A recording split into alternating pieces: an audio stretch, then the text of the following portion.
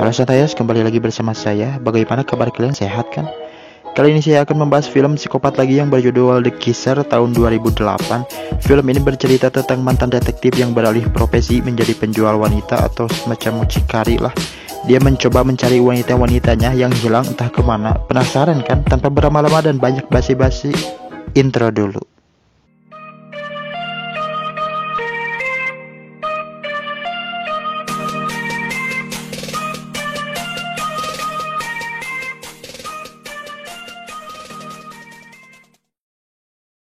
Film ini dimulai dengan seorang pria bernama Jung Ho. Ia memiliki bisnis penyewaan wanita-wanita seksi yang dimana wanita-wanita itu akan dikirim jika ada yang memesannya. Sebenarnya Jung Ho ini dulunya adalah seorang detektif, namun saat ia ketahuan memiliki bisnis ini, ia langsung diperhentikan dari detektifnya. Dan sampai sekarang ia pun berfokus pada bisnisnya tersebut.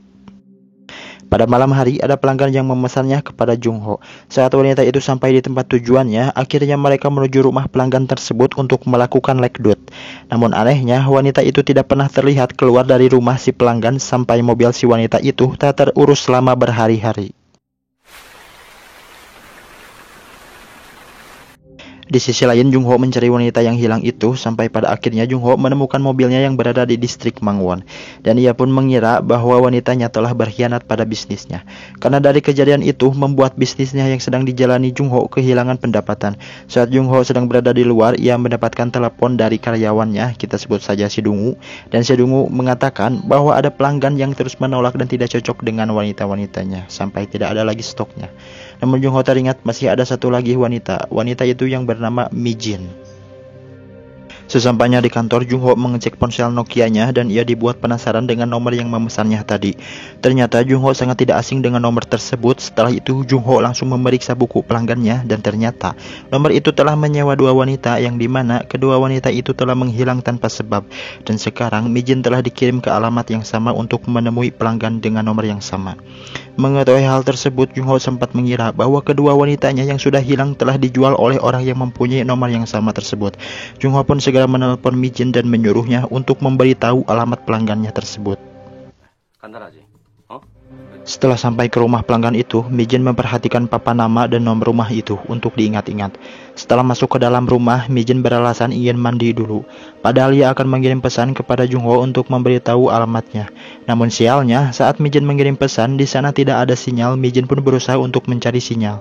Saat mencari sinyal, tadi sangka ia menemukan seutas rambut beserta sisa kulit manusia. Sontak, ia pun semakin panik dengan apa yang dilihatnya barusan. Akhirnya, Mi Jin tertangkap dan diikat di dalam kamar mandi. Dan ternyata si pelanggan ini adalah psikopatnya dalam cerita ini yang sudah membunuh banyak orang-orang.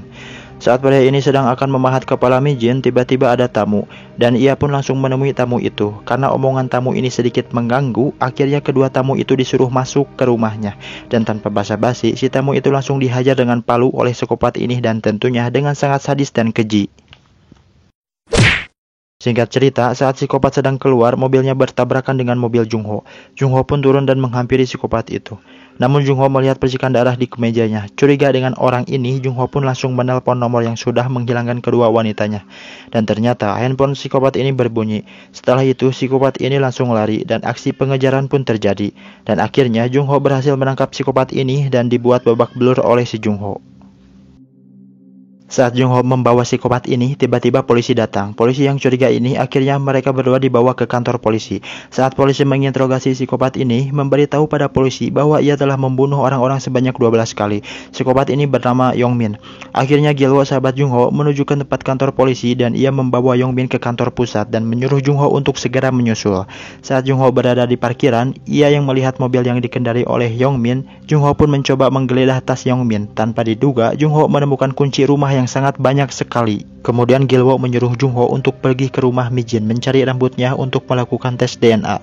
Apakah darah yang di kemejanya Yong Min adalah darah Mi Jin? Akhirnya Jung Ho pergi ke rumah Mi Jin dan ditemani satu orang polisi. Setelah Jung Ho berada di dalam rumah Mi Jin, ia menemukan anaknya Mi Jin yang masih kecil. Setelah melakukan pencarian rambut Mi Jin, Jung Ho merasa kasihan dengan anaknya Mi Jin dan akhirnya Jung Ho membawanya. Saat di perjalanan, Jung Ho mendapati kabar dari si Dungu bahwa kuncinya ada yang cocok dengan salah satu rumah. Jung Ho pun langsung pergi ke si Dungu. Setelah sampai di sana, Jung Ho tidak menemukan apa-apa di rumah itu. Saat Jung Ho keluar dari rumah, ia melihat orang yang hendak masuk. Namun orang itu langsung lari, akhirnya mereka saling ngejar-mengejar. Dan orang itu berhasil ditangkap Jung Ho dan dibawa ke rumah tadi. Jung Ho pun menghajar orang tersebut dan orang itu berkata, psikopat Yong Min pernah tinggal di sini selama 2 minggu dan pergi bersama perkakasnya. Di waktu yang sama, Jung Ho menemukan sebuah lukisan dan orang itu berkata bahwa Yong Min lah yang melukis semua itu. Jung Ho yang kembali ke mobil dikejutkan dengan hilangnya anak Mi Jin. Jung Ho pun mencarinya dan menemukan di suatu tempat dengan kondisi tak sadarkan diri. Akhirnya Jung Ho membawa anak itu ke rumah sakit. Setelah semua itu, Jung Ho pergi ke kantor pusat untuk menemui Yong Min dan menghajar habis Yong Min. Dan alhasil, Jung Ho mendapatkan lokasi dari Yong Min yang berada di Bangwan 8931.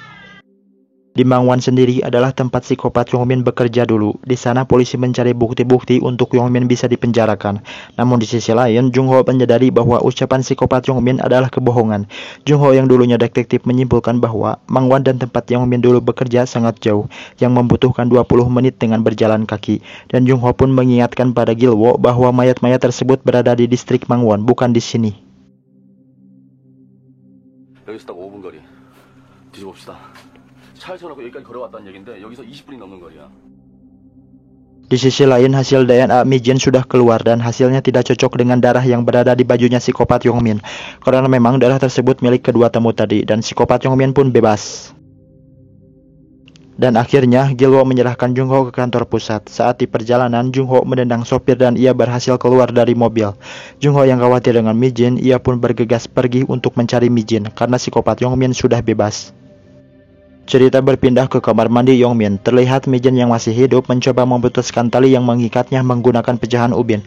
Akhirnya, Mi Jin pun berhasil lepas dan berhasil kabur dari rumah psikopat Yong Min. Setelah itu, Mi Jin berlari menuju warung dan meminta bantuan. Di sana Mi Jin menelpon Jung Ho, namun ia tidak mendengarnya karena ia sedang sibuk lari.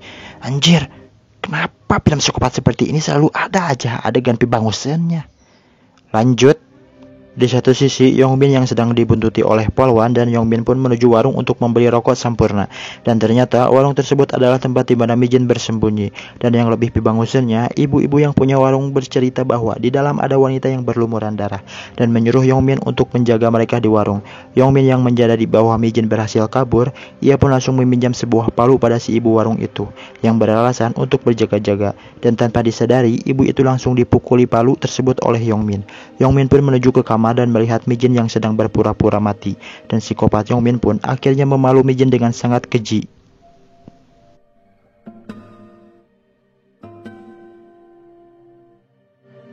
Setelah kejadian itu, Jung Ho menuju ke TKP. Di dalam warung itu, Jung Ho melihat telepon di lantai. Sontak membuat Jung Ho menyadari bahwa Mi Jin telah menghubunginya beberapa kali. Dan Mi Jin sempat mengirim pesan suara. Ia berkata bahwa dirinya ingin berhenti dari pekerjaan ini karena terlalu membahayakan dirinya sendiri. Akhirnya Jung Ho memutuskan untuk mencari Yong Min. Di perjalanan, ia melihat patung dan mengingatkan akan sesuatu. Dan ia mengingat bahwa patung itu persis dengan lukisan dinding Yong Min tadi. Jung Ho pun masuk ke dalam gereja dan menanyakan informasi tentang Yong Min. Dan alhasil, ia mendapatkan alamat asli di mana psikopat Yong Min berada. Singkat cerita, Jung Ho berada di depan rumah Yong Min dan masuk dengan menggunakan kunci yang dicurinya tadi. Saat sudah di dalam, mereka akhirnya bertemu. Tanpa basa-basi, Jung Ho menyeretnya ke dalam rumah dan mereka pun bertarung hebat. Di sana Jung Ho melihat kepala Yong Min yang berada di akuarium. Saat Jung Ho lengah, psikopat Yong Min memukul Jung Ho dengan tongkat golf. Hingga pada akhirnya, saat Jung Ho akan mengakhiri nyawa psikopat Yong Min, tiba-tiba Gilwo datang untuk menghentikannya.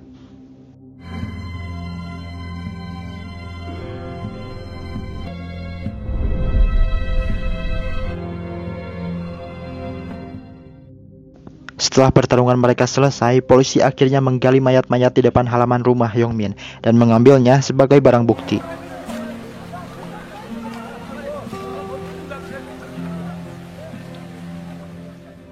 Dan di akhir film, kita diperlihatkan Jung Ho yang berada di rumah sakit sembari menemani anak almarhumah Mi Jin. Tamat.